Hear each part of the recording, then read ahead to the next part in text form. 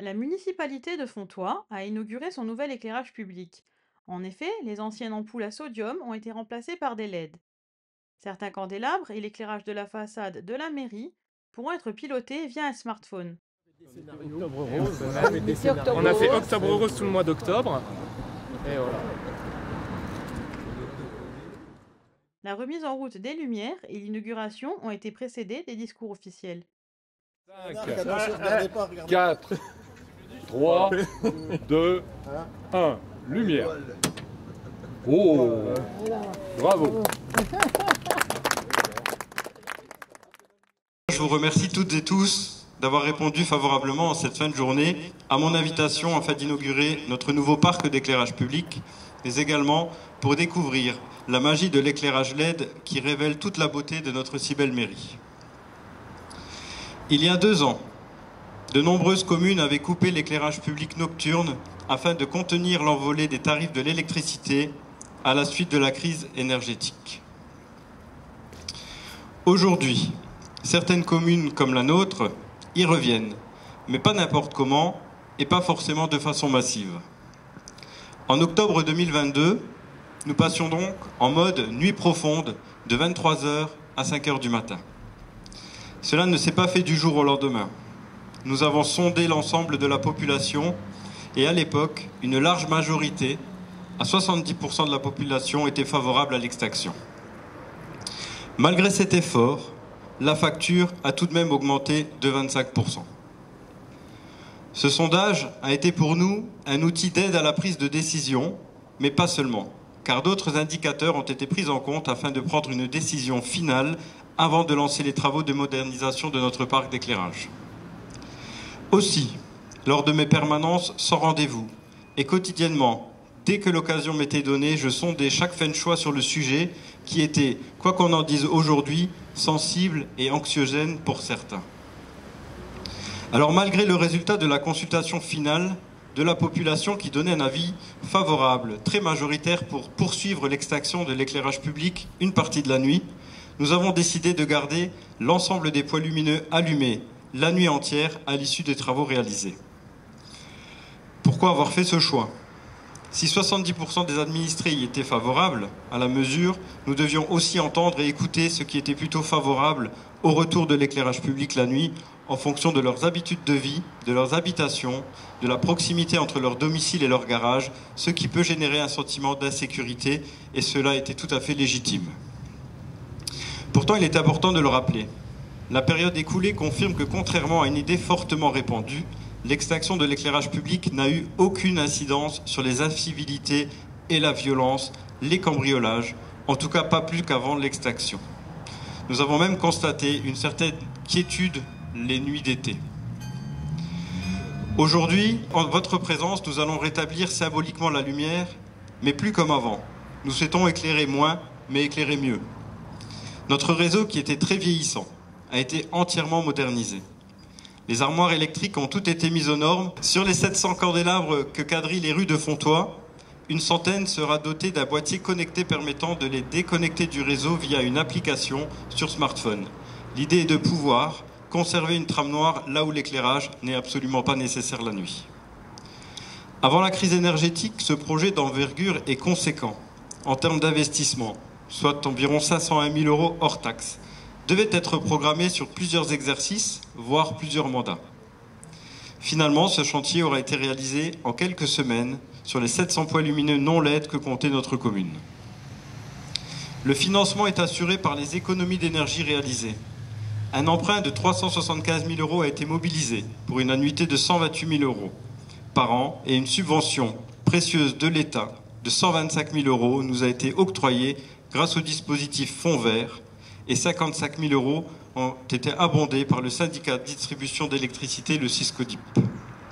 Dans le contexte actuel, il est nécessaire de souligner l'importance des soutiens obtenus, car ils sont même indispensables et je vous en remercie vivement. D'après nos études, cette opération sera amortie en 12 ans. Encore un bel exemple d'investissement productif qui va permettre de maîtriser nos dépenses de fonctionnement. C'est bien notre ligne de conduite depuis le début de notre mandat. Chaque investissement, chaque euro investi doit nous permettre de réaliser des économies de fonctionnement et non pas de générer de nouvelles dépenses. Monsieur le sous-préfet, juste entre nous, merci pour votre accompagnement sur ce dossier et merci d'avoir sauvé le soldat Ryan, car nous revenons de loin. Et je vous laisserai bien évidemment le soin d'illustrer par vos propos cette anecdote. Avant de céder la parole à notre conseillère départementale, je tenais à remercier Matec et excuser Monsieur Arbillot, qui n'a pu être des nôtres ce soir, qui était notre assistant à maître d'ouvrage pour son accompagnement, l'entreprise Citeos pour le travail réalisé et la qualité de nos échanges avec nos interlocuteurs, tant administratifs, mais également techniques. Ils sont disponibles à tout moment et très réactifs sur nos demandes. Merci à toutes et à tous. Alors, monsieur le maire, moi, je tiens à vous remercier de m'avoir invité parce que, bon, comme vous l'avez dit si justement, le département de la Moselle n'a pas abondé sur ce projet. Cela étant, le département de la Moselle, c'est un acteur important et il vous a aidé effectivement sur d'autres projets. Vous savez que Ambition Moselle, c'est 2 projets normalement par ville et le choix s'est porté sur d'autres projets. Monsieur le directeur général des services, il faut savoir que le département de la Moselle est l'un des seuls encore départements de France qui va subventionner les projets des collectivités locales. C'est assez rare et ça mérite d'être souligné. Pourquoi je suis heureuse d'être là? Parce que ce sujet, cher Mathieu, on l'a évoqué souvent ensemble. Étant maire tous les deux, on a été très souvent, et en tout cas on s'est retrouvés face à cette crise énergétique qui est arrivée et qui a porté un coup dur aux finances locales. Et on s'est posé ces questions de savoir est-ce qu'il était bon ou pas d'éteindre la lumière. Comment cela allait être pris par les habitants? On a beaucoup échangé ensemble et je crois que la solution qui a été en tout cas choisie par Fontois est sans nul doute une très bonne solution. C'est-à-dire d'abord une consultation de la population pour expliquer la réalité des finances locales et ensuite effectivement permettre à la population de donner effectivement son avis mais aussi ses craintes par rapport à cette extinction et du coup faire émerger aussi une autre vision des choses. C'est-à-dire, comme vous l'avez dit justement, monsieur le maire, être finalement éclairé, mais peut-être éclairé mieux, rénover, voir les choses un petit peu différemment, parce qu'aujourd'hui, on est un petit peu obligé de voir les choses différemment, vu la situation actuelle, vu la crise environnementale aussi qui sévit et on le voit tous les jours. Alors c'est un beau projet, pourquoi? Parce que c'est avant tout un investissement productif, vous l'avez dit monsieur le maire, c'est-à-dire qu'aujourd'hui la rénovation de l'éclairage public va permettre à la commune de Fontois et à son budget de faire de véritables économies de fonctionnement, tout en préservant une forme de sérénité au sein de la ville, parce que l'aspect sécurité, il est aussi important, même si dans les faits, on n'a pas plus de cambriolage, même si dans les faits, on n'a pas plus d'incivilité, il y a quand même un ressenti de la population et ça, élus local que nous sommes, nous ne pouvons pas l'ignorer et ça c'est très important. C'est penser l'avenir en direction aussi de l'environnement parce que ça c'est un investissement aussi qui pense à l'avenir en termes d'environnement. Moins de consommation, moins d'utilisation de ressources et une sécurisation aussi pour les habitants. Et moi je voudrais souligner quelque chose. Fontois a été depuis longtemps assez précurseur sur la question environnementale. Je voudrais rappeler qu'à Fontois, en 2013, il me semble, monsieur le maire, vous avez installé une chaudière biomasse. Vous avez utilisé la géothermie à partir des eaux d'Exor pour alimenter un certain nombre de bâtiments de la commune. Et ça, c'est quelque chose qui était assez innovant à cette époque. Alors on en voit un petit peu plus aujourd'hui, mais en 2013, c'était au niveau en tout cas de la région Lorraine, c'était l'une des seules qu'on retrouvait. Fontois aussi s'était mobilisé, il me semble, pour la biodiversité, notamment en interdisant les néonicotinoïdes. Et ça aussi, c'était assez innovant. Alors, c'était à l'époque un petit peu contre l'avis de la préfecture, monsieur le sous-préfet. Mais en tout cas, Henri Boguet s'était beaucoup engagé pour les abeilles et pour la biodiversité. Donc, Fontois fait souvent le choix de l'environnement. Et encore aujourd'hui, par l'éclairage public, par la rénovation de cet éclairage public, par le fait d'éclairer mieux, de consommer moins, d'éclairer moins fortement et de consommer moins de ressources, eh bien c'est encore un choix environnemental. Et j'ai envie de dire, à Fontoy, du coup, l'environnement, c'est pas seulement des mots, comme certains politiques pourraient le faire, ou se prévaloir de la cause environnementale. À Fontoy, ce sont des actes. Et nous, on sait, avec Mathieu, que la politique, c'est avant tout des actes avant d'être des mots. Alors bravo à Fontoy, à l'ensemble du conseil municipal et à son maire. Merci pour cette invitation. Donc l'initiative prise par Mathieu Weiss et son conseil municipal, à savoir le remplacement des luminaires très énergivores par des diodes électroluminescentes, vise à réduire sensiblement la consommation d'énergie grâce à une meilleure performance des équipements posés. Donc cette action entre pleinement dans le cadre de l'efficacité énergétique. Je parlerai d'efficacité énergétique, un peu moins de sobriété énergétique, puisque c'est un petit peu différent, et de la maîtrise de l'énergie. Donc le Siscodip, qui est l'autorité organisatrice de la distribution d'électricité sur l'arrondissement de Thionville et sur le Bouzon-Villois, que je préside depuis près de 18 ans, est très sensible à cette démarche. Aussi pour encourager et soutenir les collectivités à entrer dans ce processus d'efficacité énergétique, dont le coût financier pour chaque opération n'est pas négligeable. On a vu plus de 501 000 euros pour Fontoy, c'est quand même une belle somme. Il fallait avoir le courage de l'investir, d'investir une telle somme en une seule fois pour régler le problème sur Fontoy une fois pour toutes. Le Siscodip a décidé d'apporter une aide financière, je le confirme, Mathieu nous l'a déjà dit, une aide financière de l'ordre de 11%, à savoir 55 000 euros. Donc cette aide n'a pas été votée exclusivement pour Fontoy, mais pour toutes les communes qui auront la même démarche. Je le précise, puisqu'il y a des élus, et ça les intéresse peut-être aussi. Comme la parole m'est donnée, j'en profite pour encourager les élus à réaliser d'autres opérations vertueuses, comme celle-ci, où on fait, dans le but est de faire des économies d'énergie et de soulager le fonctionnement, surtout des communes, d'installer des panneaux photovoltaïques sur les toitures de certains bâtiments communaux. Et à partir de cette production, faire de l'autoconsommation. C'est dans l'air du temps et il faudra bien qu'on y passe.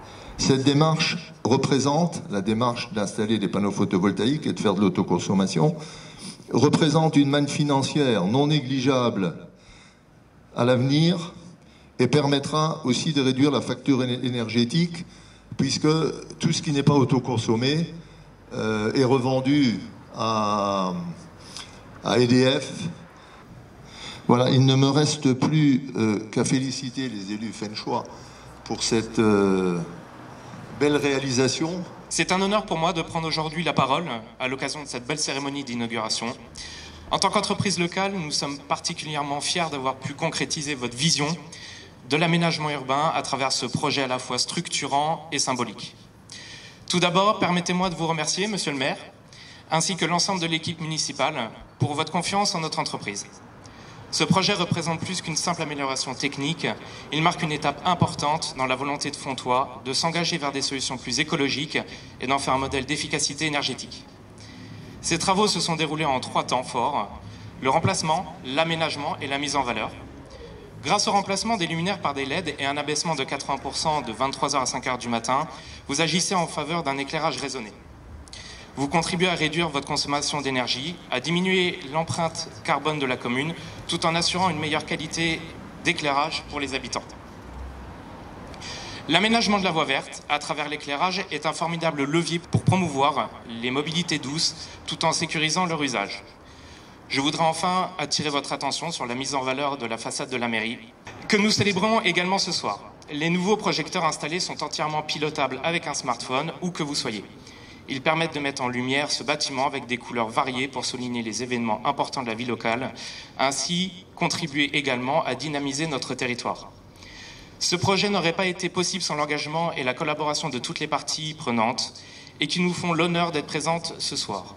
Merci à tous ceux qui ont travaillé sur ce chantier, à nos équipes, qui ont su faire preuve de professionnalisme et d'engagement pour mener à bien cette mission. Nous espérons que ce partenariat avec la commune se poursuivra et nous restons bien sûr, Monsieur le maire, à vos côtés pour tous vos projets futurs, notamment des projets de panneaux photovoltaïques. Pour conclure, je tiens à rappeler que l'innovation et le progrès ne se font jamais seuls, ils se construisent ensemble avec une vision commune. Et aujourd'hui, Fontoy montre la voie en prouvant que modernité, respect de l'environnement et qualité de vie peuvent aller de pair. D'abord, on va expliquer le dossier Ryan Fontoy. On me dit toujours, c'est assez sympathique comme métier sous-préfet, il suffit d'aller faire des inaugurations à droite à gauche. Il y a juste un tout petit peu de travail avant, et parfois il y a beaucoup de travail avant. Ce dossier, on l'a porté, Mathieu Weiss et moi, à bout de bras. On s'est porté réciproquement à bout de bras parce qu'il y a eu un certain nombre de vicissitudes sur le dossier. On a mis des mois, je vous ai embêté, vous surtout, hein, évidemment, l'adjoint aux travaux, vous avez dû fournir un certain nombre de justificatifs techniques, etc. Et au final, on a sauvé ce dossier parce qu'il était juste de le faire. Et c'est pour ça que entre Mathieu Weiss et moi, on parle du dossier Ryan, qui est le dossier de l'éclairage à Fontoy. Ce dossier, c'est l'exemple parfait de ce que le Premier ministre a annoncé quand il était à l'Assemblée nationale. Il a dit qu'il y avait un enjeu évidemment budgétaire pour le bateau France, mais il y a un enjeu aussi de transition écologique. C'est les deux pieds qui doivent se retrouver, et ici on a un exemple absolument parfait. Je rappellerai que 70% des communes de l'arrondissement de Thionville ont été touchées par un arrêté de catastrophe naturelle cette année. Il se passe objectivement quelque chose et on doit se mobiliser. Et vous mobilisez à Fontoy pour le monde que l'on prépare pour nos petits. Et c'est ça l'enjeu. Vous le faites à plein d'égards et l'État est à vos côtés pour l'éclairage, mais aussi pour cette magnifique école qui est à côté, puisque l'État est également à vos côtés sur cette magnifique école. Je ne voudrais pas, en la matière, me contenter de discours pessimistes sur les évolutions climatiques en disant tout est fichu. C'est tout le contraire. L'année dernière, on a, dans ce pays, réduit les gaz à effet de serre de 5%. Cette année, on sera sans doute à 6 ou 7% de réduction en plus. En d'autres termes, ces investissements que nous faisons, qui ne sont pas que des investissements financiers, je vais y revenir, sont des investissements qui marchent. Ça produit un effet. Si vous avez parlé de finances tout à l'heure, monsieur le maire, évidemment que cet investissement est extrêmement rentable. Il est rentable financièrement. Vous avez rappelé qu'au bout de 12 ans, c'était rentabilisé. Mais quand on se souvient aussi que ce type d'équipement est là pour des décennies, 30 ans, 40 ans, peut-être plus, ça veut dire tout simplement que cet investissement, vous le retrouvez au moins 4 fois sur la durée de vie de cet équipement. Mais surtout, j'ai fait un petit calcul. Chaque année, ce nouvel éclairage à Fontoy, c'est 27 tonnes de CO2 en moins dans l'atmosphère. Chaque année, multipliez ça sur la durée de vie de cet équipement et voyez le résultat. C'est le monde qu'on prépare pour nos enfants qui change grâce à ça. La commune investit, mais c'est typiquement l'investissement qu'il fallait faire parce que c'est un investissement parfaitement vertueux. Le premier euro produit des économies, le premier euro produit des gains pour l'environnement. C'est exactement ce qu'il fallait faire. Donc bravo Fontoy, Ryan est sauvé et je suis absolument ravi d'être à vos côtés aujourd'hui pour cette belle inauguration à laquelle on peut procéder ensemble. Merci à tous.